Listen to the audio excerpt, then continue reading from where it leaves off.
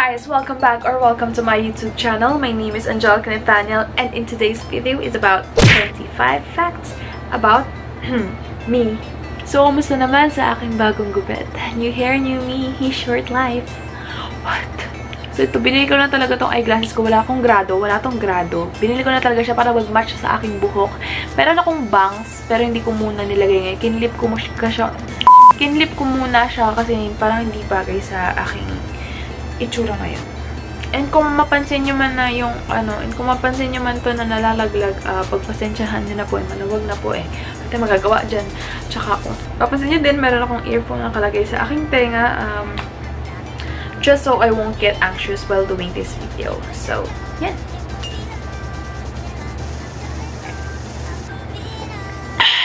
So, if you wanna know anything about me, kahit wala namang gaano ka-interest yung buhay ko, then please keep on watching.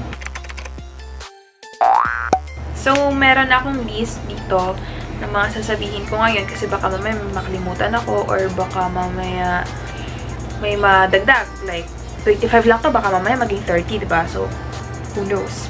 So, okay na yung nakalista. Let's go! First is my name. My name is Angelica Pondoy Nathaniel. Ang middle is yung Pondoyo. And yung last name is Nathaniel. So, marami nagkakamali ng pag-pronounce ng last name ko. May nagsasabi na Nathaniel, blah blah blah. Ang pag-pronounce po nito ay Nathaniel. Okay? I'm 21 years old, turning 22 this coming July 1st. So, parents, family, friends, siblings, alam niyo na. Regalo ko. I'm not really sure about my height. Kasi ang alam ko talaga, 5'2" ako. Pero pag nagpapaano ako minsan ng height ko, lumalabas 5 flat. So, ang sasagot ko dito, 5'2" or 5 flat. Okay na ba yan? Meron akong dalawang kapatid. Isang panganay, isang bunso. So, nasa middle ako, which means yung pinakapasaway. Pangalan ng kuya ko is John Kenley and ng bunso is Mikaela. Ang nickname ko or yung palayo ko is Kankan. Marami na ako confused kung bakit Kankan yung nickname ko. Kasi yung kuya ko, pangalan niya diba is John Kenley. So, ang pinalayo sa kanya ni mama is Kenken. So, nung nag-exist na ako sa mundong to, tinamad din siguro si Alma na magbigay na palayo sa akin. Kaya, sinunod na lang ako sa palayo ng kuya ko. Di Kenken Kankan. Buti na lang yung bunso namin. Hindi Kon-Kon. Di ba? Ang cute nun. Kan-Ken-Kon. Nakatira ako sa Antipolo City, dito sa Pilipinas. Siyempre, hindi ko nagbibigay yung address ko kasi baka mamaya bigyan niyo ako bulaklak, bigyan niyo ako ng mga pagkain dyan. Hi! Baka naman! I am still a student. I still study. Nag-aaral ako sa Our Lady of Fatima University sa Antipolo. Since sa Antipolo naman ako nakatira, lang naman lumayo ako, di ba? Bulol! Bulol ako. Pag ako kinausap mo, bulol ako.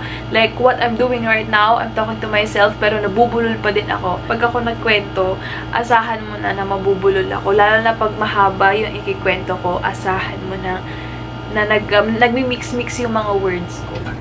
Ganun talaga Ganda lang. Talent ko is kumanta and sumayaw. Pero mas nabigyan ng pansin or ng focus yung pagkanta compare sa pagsayaw. Pero minsan naman sumasayaw ako pag may chance, 'di ba? Sumasayaw pa rin naman ako pero hindi ganoon kagaya sa pagkanta. Hidden talent, natuklasan ko lang itong hidden talent ko na to nung nag-audition ako sa Protégé. Kasi may nag-audition din doon tapos sabi niya, may hidden talent po ako. Anong hidden talent mo? Kaya ko pong ipasok to sa aking bunganga. So, nung pinasok nung babae, yung kamay niya sa kanyang bunganga. So, ako itong nakaupo, nanonood. Ginanon ko din, sinubukan ko. And nagawa ko. So, at least, di ba? Sinubukan ko, nagawa ko, at least nalaman ko yung hidden talent ko. So, may hidden talent na ako. And yung sa tansan, di ba, yung bottle, pagbubuksan mo, ganun. Kaya kong buksan gamit yung ngipin ko. Okay. Next is I have high anxiety and depression. Sobrang lala. Hindi niya mapapansin kasi syempre, di ba, hindi mo naman talaga mapapansin kung depressed yung tao or hindi, di ba? So, siguro ikikwento ko na lang to sa next video ko. Favorite food ko is sinigang. and any foods na maanghang. Especially yung samyang. Parang doon na nga lang ako inaangangan eh. Yung sa times 2. Parang medyo hindi ko pa siya kinakaya. Parang nag-hysterical pa ako. Ganon yung feeling. So, ayun. Sobrang hilig ko sa maanghang. As in. Alam ng mga tao yan na nakakilala sa akin. Like, hindi naman, kunwari, ito yung ulam ko, pero hindi naman siya maanghang. May chili powder kami sa bahay. Bubudburan ko, ang sarap ng pagkain. Solid eh. Hindi ako mahilig sa gulay. Pili lang din eh. Pero, pinaka-hit kong pagkain is yung kamatis, yung okra, kasi parang masipon, at saka yung talong. Hindi ko talaga hilig yung talong or yung okra or yung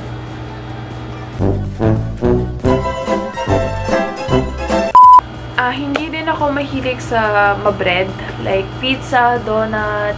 Hindi ko siya trip. Mabilis ako maumay pagdating sa kanila. Pero pagka kunwari toasted bread, okay naman, kumakain naman ako. Pero kumakain din naman ako ng pizza, pati donut, pero isa-isa lang. Isang slice, isang donut lang. Ganun lang, kain ko, hindi yung napapasobra. Next is... Wait lang. So, next is, I love being alone. Like, sobra. Minsan kasi, mas okay na mapag-isa ka kaysa lagi kang Nakaka-out. sa maraming tao. Kasi pag mag-isa ka, mas nahanap mo yung sarili mo. Parang, nare-relax, nagkakaroon ka ng peace. Diba? Gets niyo ba ako? Kasi ganun ako eh. One time nga, hindi naman one time, kasi ilang beses ko din na drive. Nanood ako ng sine mag-isa, kumakain ako sa restaurant na mag-isa. One time pa nga eh, nanood ako ng sine mag-isa. Diba? So, bumili na ako ng ticket. Ito na yung schedule ko. So, itong oras na to, kailangan ko na pumasok sa loob ng sinihan. So, binigay ko na yung ticket ko. Papasok na ako sa sinihan. Pagpasok ko sa sinihan, literal, manonood ako mag-isa. Ako lang mag-isa doon sa sinihan. Romantic movie yung pananood ko. So, imbis na kinig-kinigin ako, natakot lang ako. Yun lang yung naramdaman ko. Takot. Kasi baka mamaya may yung sa yung sa movie. Basta yung movie na, basta ayoko maalala. Basta yun. Is insomnia. Insomnia. Ay, sobrang lala ng insomnia ko. Tulog ako sa umaga, gising ako sa gabi. Minsan tulog ako, baliktad. Tulog ako sa umaga, gising ako sa, hindi tama. Tulog ako sa umaga, gising ako sa gabi. Minsan, gising ako sa umaga, gising din ako sa gabi. So, meaning, isang araw ako minsan, hindi ako nakakatulog. Minsan naman, sinusubukan kong matulog ng maaga. Like, 10 PM, natutulog ako. Sinusubukan ko matulog. Nakatulog naman ako. Kaya lang, nagigising agad ako mga around 1 AM, 2 AM. Tapos, afternoon, hindi na ako makakatulog ulit. Tapos, minsan naman, hindi ako matutulog ng maaga, matutulog ako ng mga around 12 midnight. Kaya lang, minsan pagka pipikit na ako yung 12 midnight na matutulog na ako, pikit na. Wala akong phone na hawak. Hindi ako nagpo-phone, nakapikit lang ako. Malamang, paano ako magpo-phone kung nakapikit ka, diba? So, yan, nakapikit lang ako. Siguro mga 1 or 2 hours. Nakapikit lang ako, pero hindi ako natutulog. I have 5 piercing. 3 dito, tapos 2 dito. Yung isa dito, ako lang yung nagbutas, tsaka yung 2 din dito, ako lang din yung nagbutas. Sports, hindi ako sporty, wala akong ka-sports. Pero, one time, before, nung high school ako, sinubukan ko maging sporty. Nag-ano ako sa volleyball. So, nag-try out ako, sumali ako. Pero, sa mga first ano ba tawag doon? Basta mga first game lang ako sinali. Kaya lang wala akong tira, wala ako lahat, laging miss, laging palyado. So, nangyari, bang kulang ako the entire game na. Pero nanalo naman, okay naman, nanalo naman. Kaya lang hindi ako proud doon kasi nga, di ba, bang kulang ako, bakit ako magiging proud doon? So, hindi ako sumali sa picture kahit panalo kami. Kung ako magiging girlfriend mo or kung ako liligawan mo, low maintenance lang ako. Hindi ako high maintenance. Hindi ako mahilig sa bibilhan mo ako ng ganito, ganyan. Like, gusto ko ng surprises. Hindi ako ganun klaseng babae. Ayoko ng flowers. Ayoko ng chocolates. Ayoko ng teddy bear. Hindi naman sa ayoko, pero hindi naman necessary na bibigyan mo yung parang, wala naman, hindi naman, parang, anong gagawin ko doon? Kasi, ang daming stuffed toy dito sa bahay. Parang, naalikabukan na sila. Bulaklak, ano din naman. Malalanta din naman. Tapos, chocolate, tataba lang din ako niyan. So, anong sense na pagbibigay mo sa akin ng ganun? So, napaka low maintenance ko lang. Ang gusto ko lang talaga, pagka is yung mapafeel mo sa akin na love mo talaga ako. Basta mapafeel mo yung mga dapat ma-feel ng mga babae or ng mga tao. Pero, hindi naman ako ganun kahirap mahalin, diba? Pero bakit hindi ako minamahalin?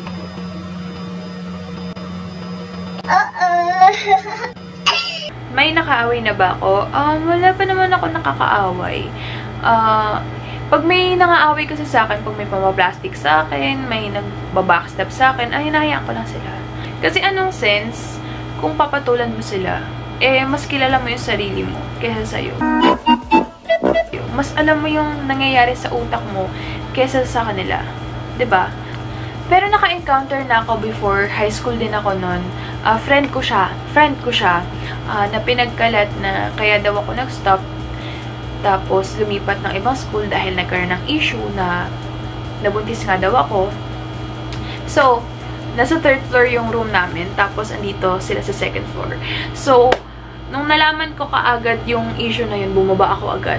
Tapos, kinonfront ko kaagad yung babae, yung friend ko. Sabi ko, ay, pinagkakalat mo buntis ako kaya ako tumigil ng school.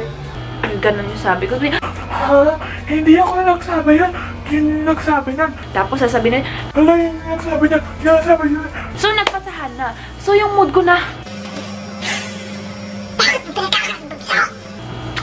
yung ganang mood ko, nawala. Kasi nagpinagpapasapasahan na nila. So, kanino ako magagalit sa'yo? Siyempre, hindi naman ako pwede magalit dito. Kasi, hindi ko naman sure talaga na siya yung nagsabi or dito, or dito, or dyan. So, hinayaan ko na lang. Sabi ko, hindi naman totoo yun eh. So, doon ko nasabi sa sarili ko na hindi mo kailangan i-ano yung sarili mo. Kasi, mas kilala mo yung sarili mo eh. Like, gawan ka na nila ng issue. Basta alam mo sa sarili mo kung sino ka. Kung ano yung ginagawa mo. Do I like quiet or maingay na lugar? Para sa akin, mas gusto ko yung chill lang. Chill lang yung vibes. Ayoko yung sobrang maingay. Like, first time kong mag-club nun. Tapos, di ba, syempre sa club, sobrang ingay dun. Hindi ko na-tripan. Parang hindi siya parang nakakaganon siya. Nakaka-trigger siya ng mind. Hindi ko talaga trip. Mas gusto ko yung chill lang, yung tamang music lang, tamang kwentuhan. Tapos, tahimik. Relax lang. Relax lang tayo.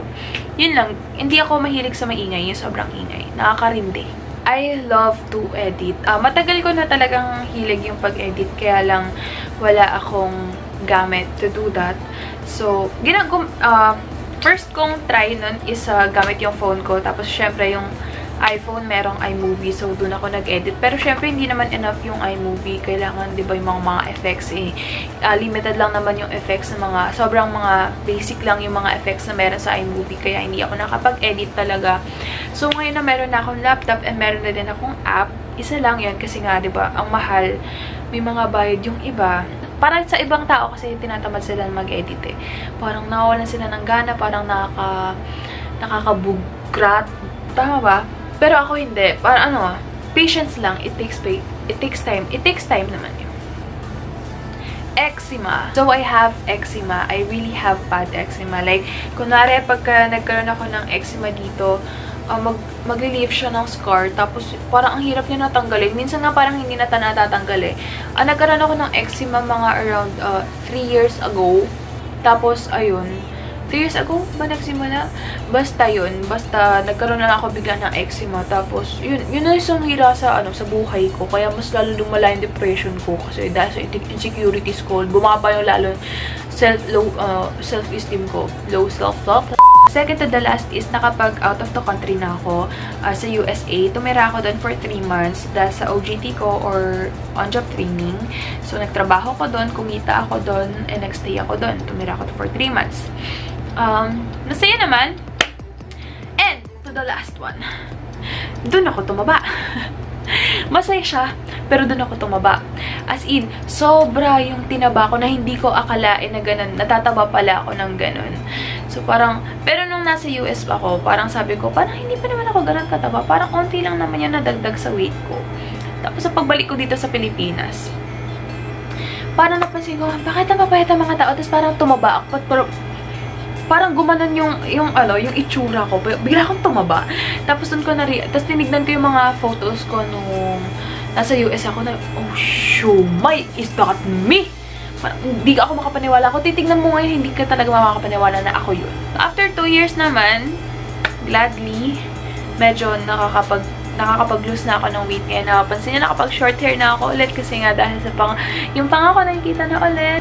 That's it, guys. Tapos na tayo. Sana nag-enjoy kayo sa aking walang kwenta na buhay. Kung di mo walang kwenta, baka magalit yung nanay ko kasi nanonood siya. Siyempre, sorry ma. Sorry kung may mga part na sobrang bulol ako. Nag-in-explain ko na yung sarili ko na bulol talaga ako. Wala na tayong magagawa dyan diba? Tsaka hindi pa rin talaga ako sanay na kausap ko yung sarili ko, kaharap yung camera, diba? Okay naman ako na nakaharap sa camera basta may kasama. Pero ngayon, mag-isa lang ako kaya parang thank you guys for watching and I'll see you on my next video. Bye!